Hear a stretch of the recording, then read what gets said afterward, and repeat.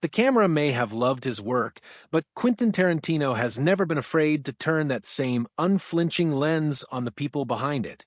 For decades, his blood-soaked storytelling, razor-sharp dialogue, and obsessive attention to cinematic detail have defined him as one of Hollywood's most fearless directors. But behind the cult classic posters and critical praise lies a man whose passion borders on obsession, and whose temper, once provoked, becomes legendary. What few outside Hollywood's inner circles know is that Tarantino carries with him a private list, a mental blacklist of actors who crossed his creative line, disappointed him, or, worse yet, disrespected his art. And the reasons why might permanently change the way you view some of your favorite stars. Before we count down those names, it's important to understand the man himself. Quentin Tarantino is not just a filmmaker. He's a cinematic historian, a walking encyclopedia of film who believes that every scene, every word of dialogue, and every performance must honor the legacy of the movies that came before it. To him, filmmaking isn't just storytelling, it's religion. That devotion is what has made him both adored and feared in equal measure. His loyalty to actors like Samuel L. Jackson and Christoph Waltz is unwavering, but once that trust is broken, it's gone forever. And that's exactly what happened with the 5 actors on this list. The ones who managed to push Tarantino's patience to its absolute limit, that if this kind of story touches your heart, if you're someone who cares about truth, responsibility, and speaking up for the voiceless, please like this video, subscribe to our channel, and share it with someone who should hear it. Let's get started. Number 5, Bruce Willis. In the mid-1990s, Bruce Willis was one of Hollywood's biggest stars, a bankable action hero with a massive following. When Tarantino cast him as Butch Coolidge, the boxer with a moral code, in Pulp Fiction, it seemed like a match made in cinematic heaven. But behind the camera, things quickly took a different turn.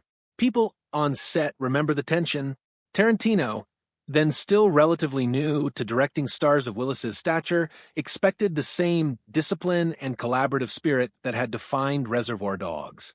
Instead, he got the swagger of a superstar used to calling the shots. Willis's habit of showing up late, questioning lines, and surrounding himself with an entourage reportedly disrupted the flow of Tarantino's carefully controlled environment. The breaking point came during the now iconic pawn shop basement scene.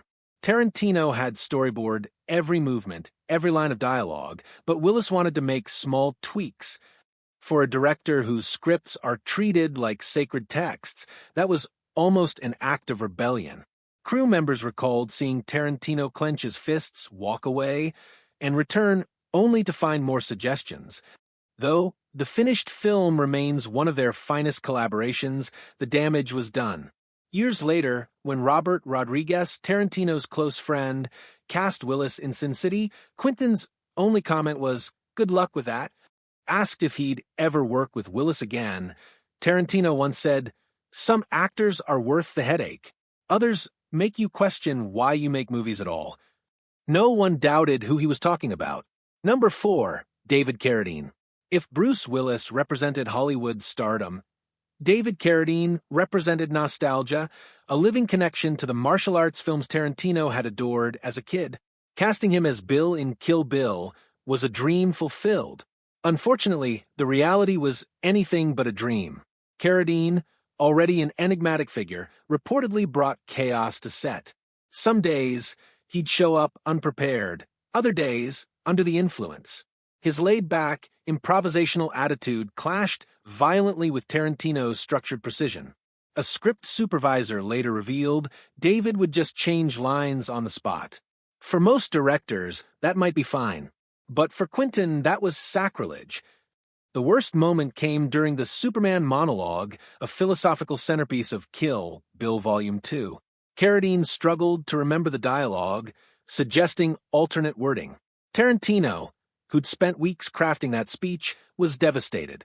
"You could see something break in him," said one producer. After that, Tarantino stopped giving Carradine direct notes. He'd send his assistant instead. Outwardly, they finished the film professionally, but privately, Quentin vowed never again. After Carradine's death in 2009, Tarantino offered respectful public words. Yet in private, friends say he was more candid Never meet your heroes, he reportedly said, especially if you need them to memorize 10 pages of dialogue. Number 3, Michael Madsen. Of all Tarantino's complicated relationships, none ran deeper or more painfully than the one with Michael Madsen. Madsen wasn't just a collaborator, he was practically family. From Reservoir Dogs to Kill Bill to The Hateful Eight, their creative chemistry was undeniable. But over time, that bond began to erode. In the early days, Madsen's wildness added to his mystique. His portrayal of Mr. Blonde, complete with the infamous ear-cutting scene, was pure lightning in a bottle. But as the years passed, that same unpredictability became a liability. By Kill Bill, Madsen's lateness and on-set drinking were open secrets. Tarantino tolerated it, believing no one else could play Bud the way Madsen could. But by The Hateful Eight, patience had run out. Madsen's complaints about the cold filming conditions and constant questioning of his character's motives drove Tarantino to the edge. Kurt Russell, who co-starred in the film, later said, "You could feel it. The tension." Quentin would go deep with every actor about their character except Michael. With him, it was just say the line as written. After filming Wrapped, Tarantino told his producing partner, "I've given Michael more chances than anyone in my career. I'm done."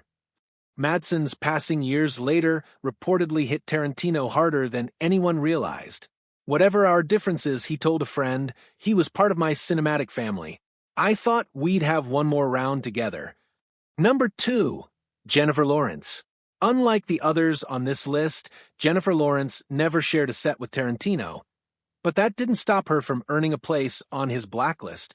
The story begins with an offhand comment she made in a 2015 interview saying she'd never seen Reservoir Dogs because she was too young for that kind of violence.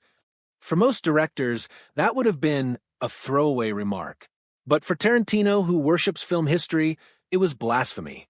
He reportedly took it as a sign of disrespect, not just to him, but to the entire legacy of cinema he champions.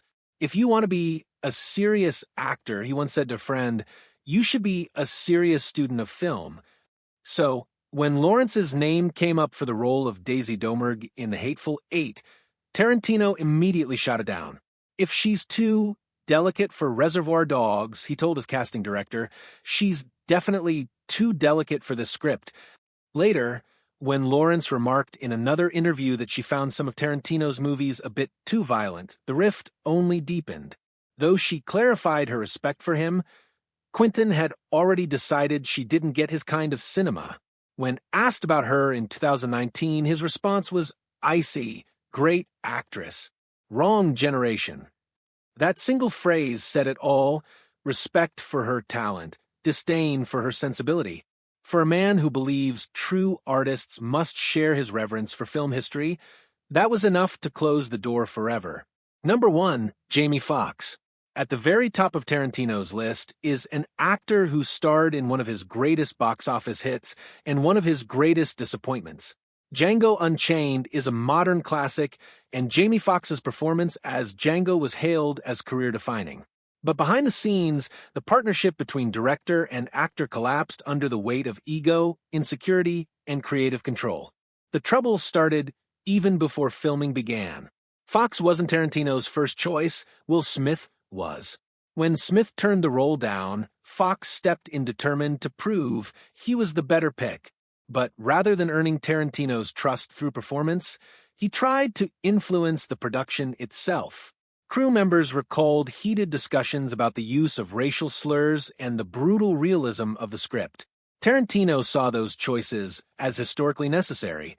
Foxx reportedly saw them as excessive.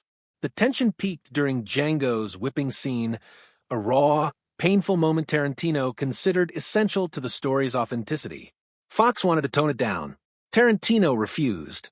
The standoff delayed production and fractured their working relationship. "Quentin doesn't compromise," said one producer. "He believes if you sign on to his film, you sign on to his vision." Jamie wanted the prestige without the pain. But what truly ended things came after the camera stopped rolling. During press interviews, Fox implied that he had guided Tarantino on racial sensitivity and helped shape Django's identity. To Tarantino, this was heresy. For a director who meticulously writes every word, the suggestion that anyone else had guided him was an unforgivable insult. When Fox later joked about Tarantino's use of racial slurs at an award show party, Quentin didn't confront him, but told his friends quietly, "That's the last time I give someone a starring role who doesn't appreciate it." Years later, when asked if he'd ever work with Fox again, Tarantino's response carried the same sting. "I give actors career-defining roles. I expect a certain level of gratitude in return. When that's missing, so is my interest in working together again." Tarantino's hate list is more than Hollywood gossip. It's a window into the mind of a man who sees filmmaking as sacred. Samuel L. Jackson, one of his most trusted collaborators, once said, "Quentin lives and breathes cinema. When someone doesn't match that commitment, he takes it personally." That explains why his grudges run deep. They're not about ego, but about artistic devotion. The pattern among these 5 actors reveals something striking. They're all incredibly talented, but each, in their own way, challenged or disrespected Tarantino's creative authority. Bruce Willis brought his star power to a set that didn't need it. David Carradine tried to rewrite dialogue written with surgical precision. Michael Madsen tested loyalty through self-sabotage. Jennifer Lawrence dismissed the art form Tarantino lives for. And Jamie Foxx, perhaps unintentionally, undermined the director's authorship of his own film. On his sets, Tarantino builds what he calls cinematic families, tight-knit, obsessive groups united by love of film. But in his world, betrayal cuts deep. Once that family bond breaks, there's no coming back.